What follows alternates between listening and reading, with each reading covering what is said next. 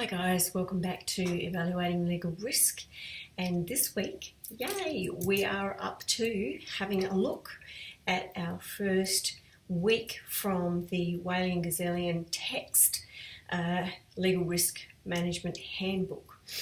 So today really marks the departure from getting our toolkit, our analysis toolkit ready with the readings from Susskind, the readings from systems thinking, de-thinking, looking at regulatory theory. That all, as I said in the end of the last video, equipped us quite nicely with a little toolkit to go ahead and think more carefully about the legal risk problem that you wish to tackle in your project plan and your project. Now we turn from equipping ourselves with an analytical toolkit to looking more carefully at the whole issue of legal risk itself. And I'm quite enthusiastic about this text. It's brand spanking new. It does have a few areas where we will need to supplement the readings somewhat to round out our knowledge of each of the different topics, but it's an excellent place to start. And this week's reading, Chapter 1, really sets the scene for our examination of legal risk with Matthew Whaley and Chris Gazzellian. And this chapter is really all about providing lawyers, but more particularly in-house counsel, with the equipment that they will need in order to effectively browbeat the C-suite, browbeat the board, to get them to cooperate in terms of looking more carefully at the whole issue of legal risk and perhaps opening the purse strings, opening the company wallet to pay out for more strategic advice, preemptive advice, proactive advice, rather than constantly be engaged in putting out the fires, waiting until the problems arise, having a panic station, then sending out instructions to any one of a number of different lawyers, perhaps tendering out to a law panel to try and get the problem solved as quickly as possible. So this chapter firstly starts off with what the authors repeatedly call eye-watering examples of spectacular losses that have been made as a result of a failure to accommodate the whole issue of legal risk. And particularly, you'll see repeatedly, they use banks and the financial services industry and the losses that have been incurred in that industry as a prime example of the hundreds of millions and billions of, in fact, dollars that have been effectively flushed down the drain as a result of failing to properly attend to legal risk. Particularly, I want to draw your attention to the anecdotal evidence they have about VW's rather enormous problem that was created as a result of the cheating devices that were placed on the cars to evade environmental legislation. They suffered something like $10 billion worth of damage, both financial and reputational, and it really was quite an extraordinary disaster for the company. What they don't mention, perhaps this is showing my IP history here, but VW is not new to the whole spectacular problem of failure to properly attend to matters of legal risk. Even going back 20 years, they actually engaged in a bidding war for BMW for the purchase of Rolls-Royce, which obviously is a premier brand in the automotive market. And both parties were tussling it out, trying to vie and trying to provide the best deal to Rolls-Royce to get their deal across the line. VW finally did get their deal across the line for about $900 million. So 20 years ago, that was an awful lot of money. And what they didn't do was a proper intellectual property due diligence on the deal. And what they didn't realise was that the company they acquired for $900 million was the company that owned the Rolls-Royce manufacturing plants, the plant and technology, the designs for the vehicles, and the Rolls-Royce mascot. But the spectacular omission in this company's holdings was that it had absolutely no right to the Rolls-Royce name.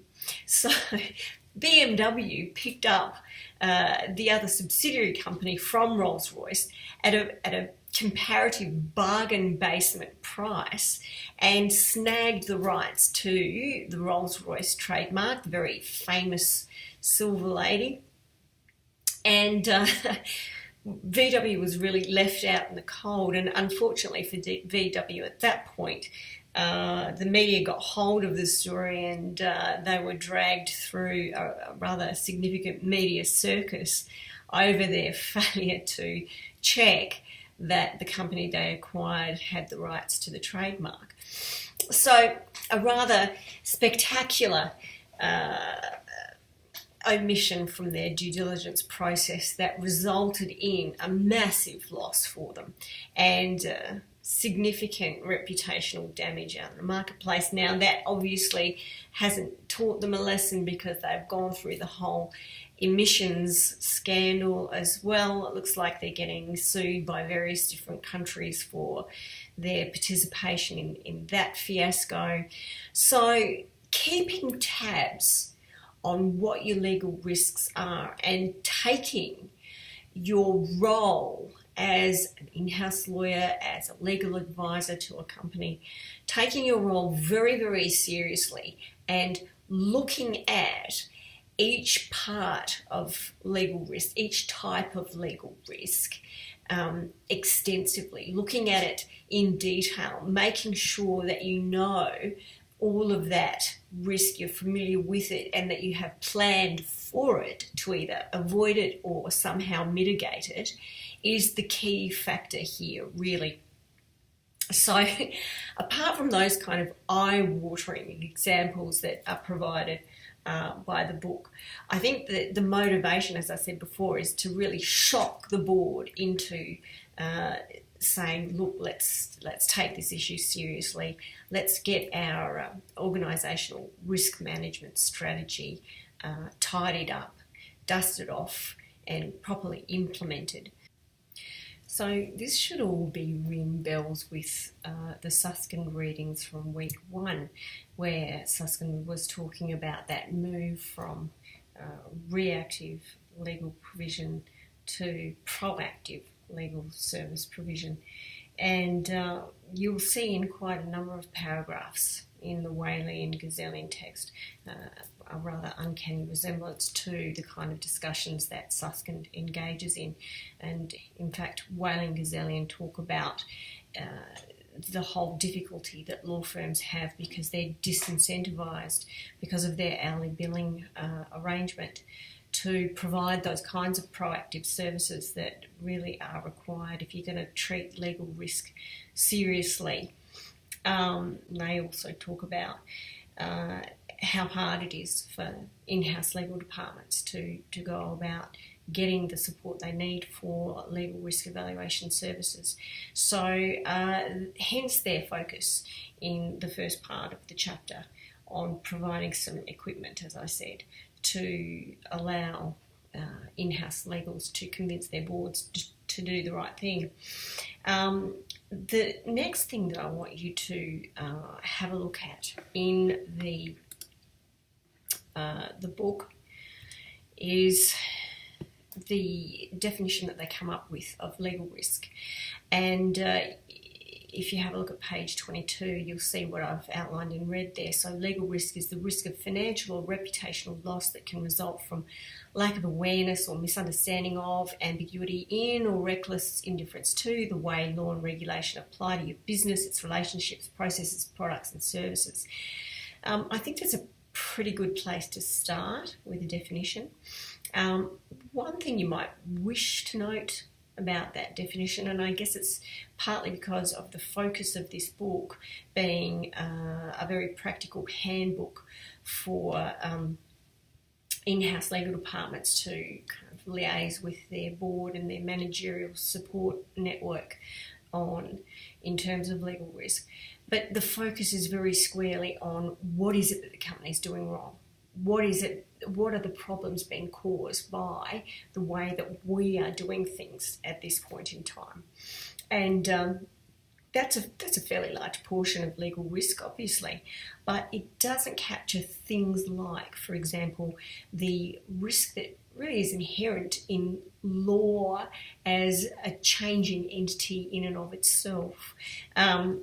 As you and I know, law doesn't kind of sit out there as some kind of static artefact, and you either know what it's about, know how it applies, or you don't, and therefore there's legal risk. There is a risk of a separate nature itself in the way that laws change, and what might be perfectly acceptable now, give it a high court case or some other authoritative proclamation, and your previously safe position might now pose some form of legal risk. So a certain amount of horizon scanning has to happen in order for that kind of legal risk to be accommodated. And I think they go in the legal and regulatory risk chapter. I think they do kind of cover that issue in some form, but I just wanted to draw your attention to that fact and the way that their legal risk definition perhaps is a good starting point, but I don't necessarily think it's all-encompassing. So that's the definition of legal risk. And finally, in the chapter, the authors introduce all of the various different topics that we're going to be covering in the next few weeks. So legislative and regulatory risk.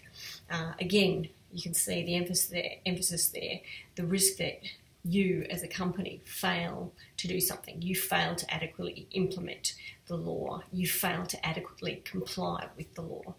So there is also an element of risk in not monitoring changes in the law. Okay. The second topic there, non-contractual obligations risk. This is really risk that has to do with breach of duty of care. Okay, so we'll be looking at that in probably week 7, I think it will be. Contractual risk. This chapter of the text probably will require a little bit of augmentation, and I think I've given you a few extra readings around that. Dispute risk, this is the big one, obviously, and to give you a little bit better idea of how dispute risk is managed by litigation lawyers on the coalface, there's a really good video that I've prescribed for that week's reading, so make sure that you have a look at that one. Last but not least, we've got non-contractual rights, and really this boils down to the risks inherent in intellectual property if you fail to look after all of the various different factors that you need to look after there. So that's Whaling and Gazellion's first chapter. They kind of nicely sketch out where we're going to be going for the back half of this unit. I hope you enjoy the reading. As I said, I think it's, for a brand spanking new text, I think it's quite a good place to start, and I'm hoping that you'll find it quite engaging. Anyway, that's probably it for me, and if you like this video, give it a big thumbs up and subscribe, and I hope to catch you in the Zoom sessions, and hopefully we'll chat soon. Thanks. Bye.